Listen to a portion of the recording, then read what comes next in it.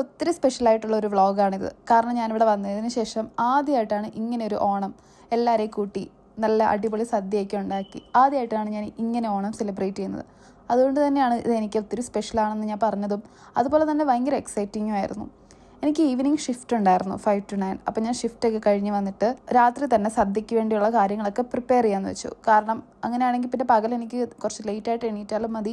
സദ്യയ്ക്ക് വേണ്ടിയുള്ള കറികളെല്ലാം തയ്യാറാക്കിയത് നമ്മുടെ ഷാൻജിയോയുടെ വീഡിയോ കണ്ടിട്ട് തന്നെയാണ്. എനിക്കറിയാം ഇവിടെ മിക്ക സ്റ്റുഡൻസും പുള്ളിയുടെ വീഡിയോ തന്നെയായിരിക്കും കാണാറ്. ഒത്തിരി കറികളൊന്നും ഉണ്ടാക്കുന്നില്ല. ജസ്റ്റ് ക്യാബേജ് തോരൻ, സാമ്പാർ, പിന്നെ മോര് കറി, പിന്നെ ബീട്രൂട്ട് അച്ചാർ ഓൾറെഡി എൻ്റെ അമ്മ കൊടുത്തു വിട്ടിട്ടുണ്ട്.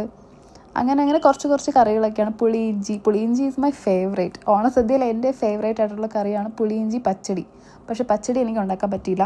പിന്നെ പുളിയിഞ്ചി, പപ്പടം, പായസം ഇതൊക്കെയാണ് നമ്മൾ ഓണസദ്യയ്ക്ക് വേണ്ടി തയ്യാറാക്കിയത്. ഞാൻ ഓൾറെഡി പറഞ്ഞിട്ടുണ്ടല്ലോ, എൻ്റെ കൂടെ താമസിക്കുന്നവർ നോർത്ത് ഇന്ത്യൻസ് ആണ്. അപ്പോൾ അവർക്ക് ഇതിനെപ്പറ്റി അവരിങ്ങനെ ഓണം എക്സ്പീരിയൻസ് ചെയ്തിട്ടില്ല ഇതുവരെ. അപ്പോൾ ഞാൻ വിചാരിച്ചു ഇത്തവണ ഞാൻ എന്തായാലും എല്ലാം തയ്യാറാക്കി നമുക്ക് ഒന്നിച്ച് ഓണം ആഘോഷിക്കുക എന്നുള്ളത്. ഞാൻ അതുകൊണ്ട് തന്നെ അവരോട് നേരത്തെ കാര്യങ്ങളൊക്കെ പറഞ്ഞിട്ടുണ്ടായിരുന്നു. അപ്പം ഞാൻ രാത്രി തന്നെ എല്ലാവരും ഉറങ്ങിയ സമയത്ത് പയ്യെ മെല്ലെ എല്ലാം പ്രിപ്പയർ ചെയ്തു. കുക്ക് ചെയ്ത മിക്ക ടൈമിലും വീട്ടിൽ വിളിച്ച് എല്ലാവരെയും കാണിച്ചുകൊണ്ടാണ് കുക്ക് ചെയ്തത്. കാരണം അവർക്കും ഭയങ്കര സന്തോഷമായി. കാരണം എനിക്ക് വേണ്ടി ഒരു ഓണം സ്പെഷ്യൽ പാഴ്സൽ അയച്ചിട്ടുണ്ടായിരുന്നു. അപ്പോൾ അതിൽ എനിക്ക് ആവശ്യമായിട്ടുള്ള അച്ചാർ, പിന്നെ പായസം മിക്സ്, പേപ്പർ വാഴയില, അങ്ങനെ ഒത്തിരി സംഭവങ്ങളുണ്ടായിരുന്നു. അപ്പം എനിക്ക് തോന്നി അവരെയും കൂടി വിളിച്ച് കാണിച്ചു കഴിഞ്ഞാൽ അവർക്കും ഒരു ഹാപ്പിനെസ് ആവും. പിന്നെ എനിക്കും അത് സന്തോഷമാണ്. കാരണം എനിക്ക് എൻ്റെ വീട്ടുകാരുടെ ഇത്തവണ ഓണം ആഘോഷിക്കാൻ പറ്റില്ല. കഴിഞ്ഞ തവണയും പറ്റിയില്ല. കറികളെല്ലാം കുക്ക് ചെയ്ത് കഴിഞ്ഞപ്പോഴേക്കും വെളുപ്പിന് 2 മണി ആവാനായിട്ടുണ്ടായിരുന്നു സമയം. അപ്പോൾ നമ്മുടെ സാമ്പാർ, പുളിയിഞ്ചി, മോര് കറി, ക്യാബേജ് തോരൻ, ഇത് 4 ഞാൻ രാത്രി തന്നെ പ്രിപ്പയർ ചെയ്ത് വെച്ചു. പിന്നെ ചോറൊക്കെ നമുക്ക് വെളുപ്പിന് നെക്സ്റ്റ് ഡേ ഫ്രഷ് ആയിട്ട് ഉണ്ടാക്കാം. ചോറ്, പപ്പടം, പായസം പിന്നെ പ്രീമിക്സ് ആയിരുന്നു.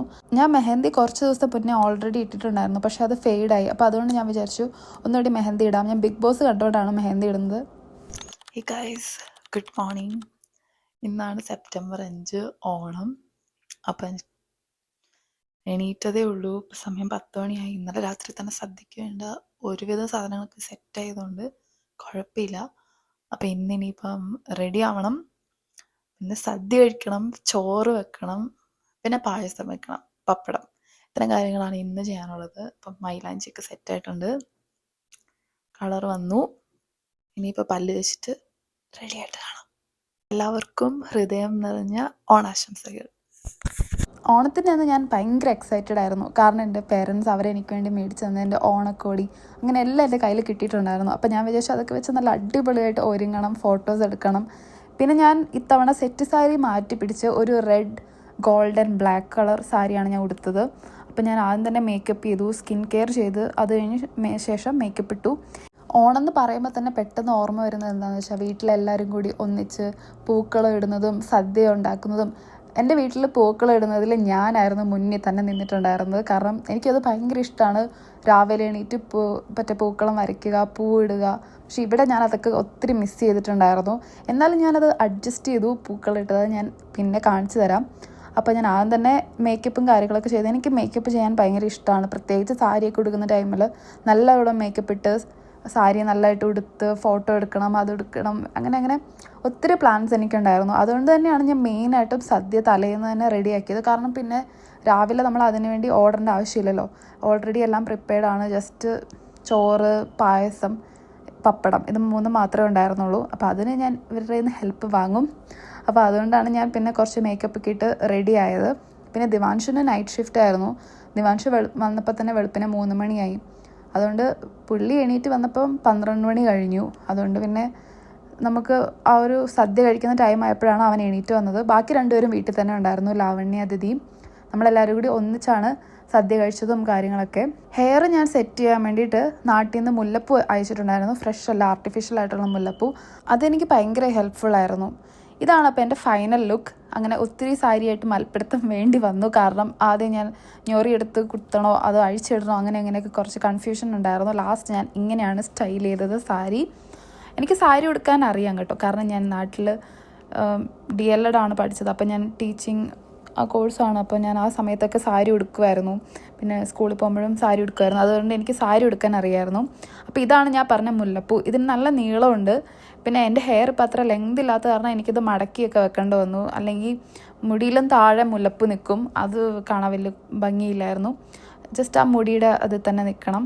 അപ്പോൾ ഞാൻ ഇങ്ങനെ കുറേ സ്റ്റൈൽസൊക്കെ വെച്ച് നോക്കി. പക്ഷേ ലാസ്റ്റ് എനിക്ക് ഇഷ്ടപ്പെട്ട ഒരു രീതിയിലാണ് ഞാൻ ചെയ്തത്. അതുകൊണ്ടാണ് ഞാൻ പറഞ്ഞത് ഒരു തമിഴ് ടച്ച്, എനിക്കൊരു മോർ ലൈക്ക് ഹിന്ദു തമിഴ് ആ ഒരു ടച്ചിലാണ് വന്നിരിക്കുന്നത്. അതെനിക്ക് ഒത്തിരി ഇഷ്ടമായി. കാരണം ഞാൻ വിചാരിച്ച പോലെ തന്നെ എനിക്ക് ഹെയർ സെറ്റ് ചെയ്യാൻ പറ്റി. പിന്നെ പിൻസൊക്കെ വെച്ച് അഡ്ജസ്റ്റ് ചെയ്ത് എങ്ങനെയൊക്കെയൊക്കെ നിന്നു. അപ്പോൾ ഇതാണ് എൻ്റെ ഹെയറിൽ ഞാൻ ചെയ്ത ഫൈനൽ ലുക്ക്. നിങ്ങൾക്ക് ഇഷ്ടമായെന്ന് എന്തായാലും കമൻറ്റ് ചെയ്യണേ. അപ്പോൾ അങ്ങനെ ഞാൻ ഓർണമെൻറ്റ്സ് ഒക്കെ ഇട്ട് സെറ്റായി. ഓർണമെൻറ്റ്സ് ഒക്കെ ഞാൻ ഇവിടുന്ന് വാങ്ങിയതാണ്. സിബിയ ജ്വല്ലറി എന്ന് പറഞ്ഞ അവരുടെ ഇൻസ്റ്റാ പേജ് ഉണ്ട്. ഞാൻ അവിടുന്ന് വാങ്ങിയതാണ്. ജ്വല്ലറീസൊക്കെ അടിപൊളിയാണ്. അതായിട്ട് കറക്റ്റ് മാച്ചിങ് ആയിട്ട് പോയി. പിന്നെ ഇതാണ് ഞാൻ നേരത്തെ പറഞ്ഞ പൂക്കളം ഞാൻ എങ്ങനെ സെറ്റ് ചെയ്തതെന്നുള്ളത്. ഇതൊരു പ്ലാസ്റ്റിക് പൂവാണ്. അപ്പോൾ നമുക്കിനി പൂക്കളം ഇടാം. ഇത് ഒറിജിനൽ അല്ല. കാരണം ഒറിജിനൽ ഞാൻ വാങ്ങാൻ നിന്ന് കഴിഞ്ഞാൽ അതൊരു ഇച്ചിരി ചിലവുള്ള കാര്യമായിട്ട് എനിക്ക് തോന്നി. അതുകൊണ്ടാണ് ഞാൻ വിചാരിച്ചത് നമുക്ക് പൂക്കളത്തിൻ്റെ ഒരു റെപ്രസെൻറ്റേഷൻ അത് മതിയല്ലോ. അപ്പോൾ അതുകൊണ്ട് ഞാൻ വിചാരിച്ചു നമുക്ക് പ്ലാസ്റ്റിക് പൂ വെച്ച് അഡ്ജസ്റ്റ് ചെയ്യാമെന്ന് വെച്ചു. ശരിക്കും പറഞ്ഞാൽ നമ്മൾ പൂ ഇടണം അതെനിക്കറിയാം. പക്ഷേ അൺഫോർച്ചുനേറ്റ്ലി ഇവിടെ അത് പറ്റത്തില്ല. നാട്ടിലായിരുന്നെങ്കിൽ ഞാൻ എന്തായാലും ചെയ്തേനെ. എൻ്റെ വീട്ടുകാർ ചെയ്തായിരുന്നു. അപ്പോൾ അതിൻ്റെ പിക്ചറൊക്കെ എനിക്ക് അവർ അയച്ചു തന്നു. അപ്പോൾ ഇതാണ് നമ്മുടെ പൂക്കളം. അങ്ങനെ റൈസ് ഞാൻ റൈസ് കുക്കറിൽ വെച്ചു. ഇനിയിപ്പം ഫൈനൽ പാർട്ട് എന്താണെന്ന് വെച്ചാൽ പായസം ഉണ്ടാക്കണം. ഇതൊക്കെയാണ് എനിക്ക് നാട്ടിൽ നിന്ന് വന്ന ഓണം സ്പെഷ്യൽ പാഴ്സലിലുണ്ടായിരുന്നത്. എക്സൈസ് പേപ്പർ, വാഴയില, പിന്നെ എന്തൊക്കെയായിരുന്നു, ശർക്കര വരട്ടി, ചിപ്സ്, പപ്പടം, പായസം മിക്സ്, അങ്ങനെ എല്ലാം തന്നെ ഉണ്ടായിരുന്നു. പപ്പടം ആക്കാൻ എന്നെ ദിവാൻഷു കേട്ടോ ഹെൽപ്പ് ചെയ്തത്. പിന്നെ പായസം ആക്കാൻ കുറച്ച് ടൈം എടുത്തു. പക്ഷെ പായസത്തിന് കുറച്ച് മധുരം കൂടിപ്പോയതുപോലെ എനിക്ക് തോന്നി.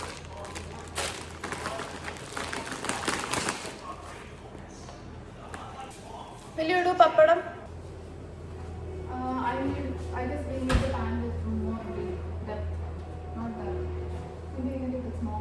Why are you making papad, right? This is not that you are not to make a papad. Show me. Show me.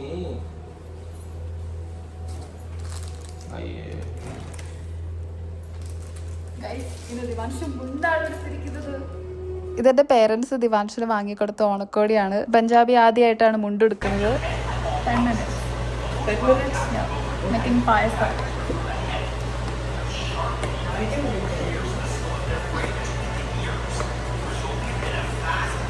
ഉറക്കത്തിൽ നിന്ന് വിളിച്ച് എണീപ്പിച്ച് മുണ്ടുടിപ്പിച്ച് ആ ഒരു ഉറക്കപ്പിച്ചാണ് നിങ്ങൾ ദിവാൻഷിൻ്റെ മുഖത്ത് കണ്ടത്. ആളിങ്ങനെയൊന്നുമല്ല. പക്ഷെ രാവിലെ എണീറ്റതിൻ്റെ എന്തോ ഒരു ഉറക്കപ്പിച്ചായിരുന്നു. പിന്നെ ഞങ്ങൾ തമ്മിൽ പപ്പടം ഉണ്ടാക്കുന്നതിൻ്റെ ഒരു കോൺവെർസേഷനാണ് അവിടെ നടന്നത്. ദിവാൻഷ് പറയുന്നത് ഇത് പപ്പടമാണെന്നാണ്, അതായത് നോർത്ത് ഇന്ത്യൻ സ്റ്റൈൽ. അത് അവരെന്തോ കല്ലിൽ വെച്ച് ആക്കുക അത്രേ ഉള്ളൂ. പക്ഷെ നമ്മളിത് എണ്ണയിൽ ഫ്രൈ ചെയ്യുന്ന എടുത്ത പോലെയാണല്ലോ നമ്മളാക്കുന്നത്. അപ്പോൾ അതിനെപ്പറ്റിയാണ് അവിടെ ഒരു ഡിസ്കഷൻ നടന്നത്. അങ്ങനെ ലാസ്റ്റ് നമ്മൾ ഒരു കോംപ്രമൈസിലെത്തി. ദിവാൻഷ് പറഞ്ഞ രീതിയിൽ ട്രൈ ചെയ്ത് നോക്കി, പക്ഷെ ഫെയിലായി. അപ്പോൾ പിന്നെ ഞാൻ പറഞ്ഞ രീതിയിൽ ചെയ്യാൻ തുടങ്ങി. അങ്ങനെ നമ്മൾ രണ്ടുപേരും കൂടി ഡിസ്കസ് ചെയ്ത് പപ്പടം, പായസം എല്ലാം റെഡിയാക്കി. പക്ഷേ നമ്മുടെ സദ്യ ടൈമിൽ റെഡിയായില്ല. എല്ലാം കഴിഞ്ഞപ്പോഴേക്കും ഒരു 2 മണിയായി. അങ്ങനെ ഇതാണ് pappadam. And here comes our payasam. Palada പായസമായിരുന്നു. ഇറ്റ് വാസ് യമ്മി, ബട്ട് മധുരം കൂടുതലായിരുന്നു. പക്ഷെ നമ്മൾ എല്ലാം റെഡിയാക്കി സെറ്റ് ചെയ്ത് വെച്ചു.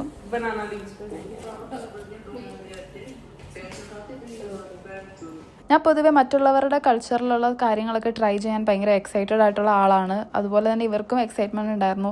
ആദ്യമായിട്ട് ഇങ്ങനെ ബനാന ലീഫ് റെപ്രസെൻ്റ് ചെയ്യുന്ന ഈ ബനാന ലീഫിൽ കഴിക്കുക, പിന്നെ ഇങ്ങനെ നിലത്ത് നിന്ന് പിന്നെ കൈ കൊണ്ട് അങ്ങനെയൊക്കെ പറയുമ്പോൾ ഇവർക്കും അതിൻ്റേതായ ഒരു എക്സൈറ്റ്മെൻറ്റ് ഉണ്ടായിരുന്നു.